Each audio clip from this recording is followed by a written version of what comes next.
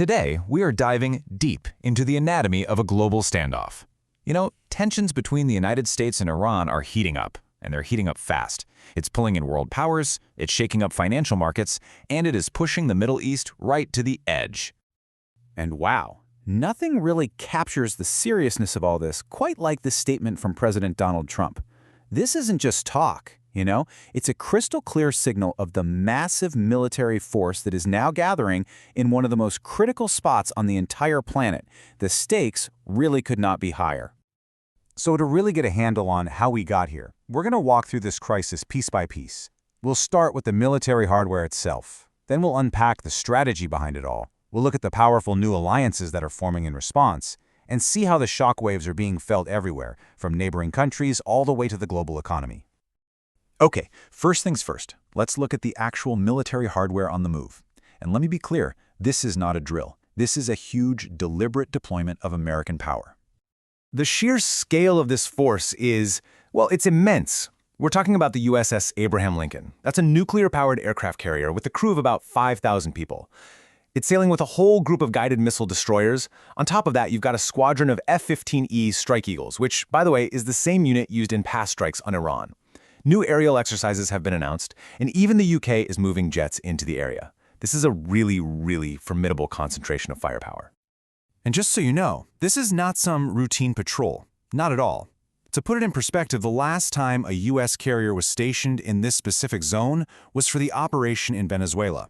So moving it back to the Middle East, that is sending a very loud and very clear message. Okay, so that brings us from the what to the why. What is the strategy here? What's the goal behind this massive military pressure campaign? Well, according to sources who are familiar with these discussions, the goal here is way more than just simple deterrence. The stated objective is actually to create the right conditions for regime change. The idea is to inspire protesters inside Iran to give them the confidence that, hey, with U.S. support, they might actually be able to overwhelm the state's security forces. But, and this is a huge but, there's a major problem. Washington's own allies in the region are incredibly skeptical.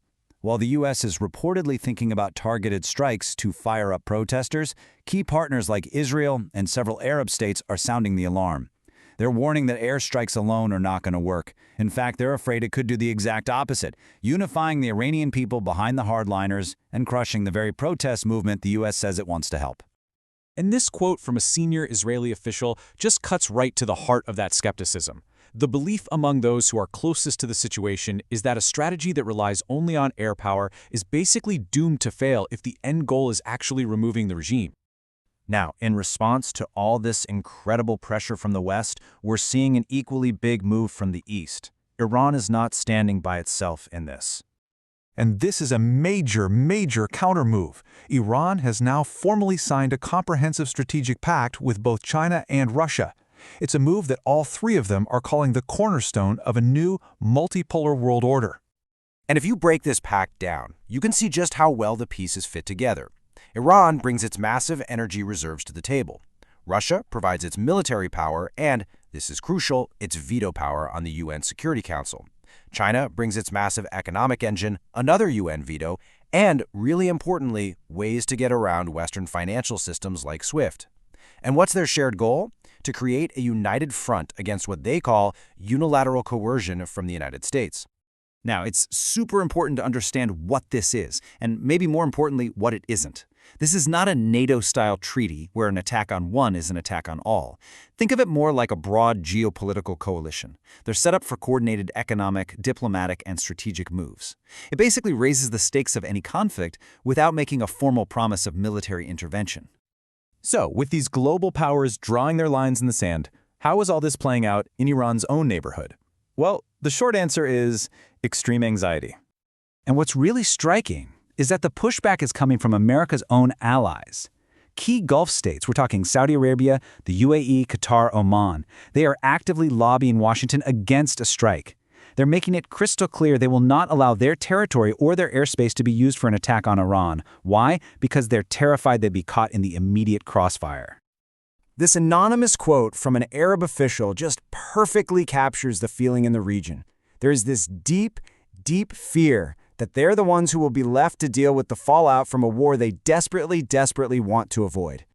You know, their ultimate nightmare scenario isn't just a limited missile strike. It's the total collapse of the Iranian state, a country of 90 million people spiraling into a civil war, kind of like what we saw in Iraq after 2003. They see a future with a tidal wave of refugees, extremist groups coming back, and total chaos that could choke off the world's energy supplies.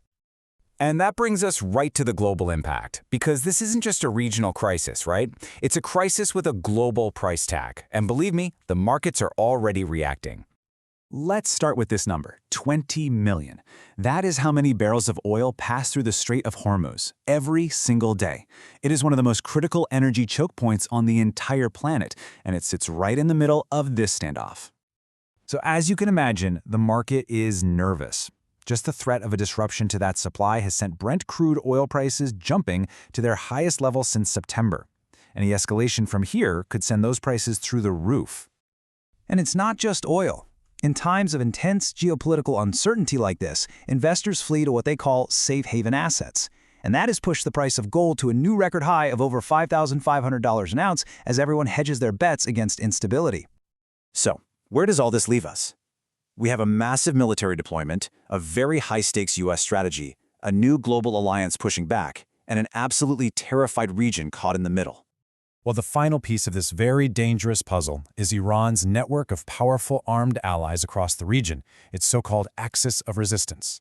And they are making their plans very clear. Groups in Iraq have been told to prepare for war. The Houthis in Yemen are threatening to start attacking ships again. And Hezbollah in Lebanon has said it will not stay neutral. An attack on Iran could easily trigger a multi-front war across the entire Middle East.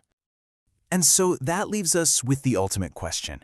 All the pieces are on the board. The armadas are in place, the alliances have been formed, and the red lines have been drawn. So is this just an elaborate high-stakes game of pressure to force some kind of deal? Or are we watching the final, irreversible steps toward a devastating new war? The entire world is holding its breath.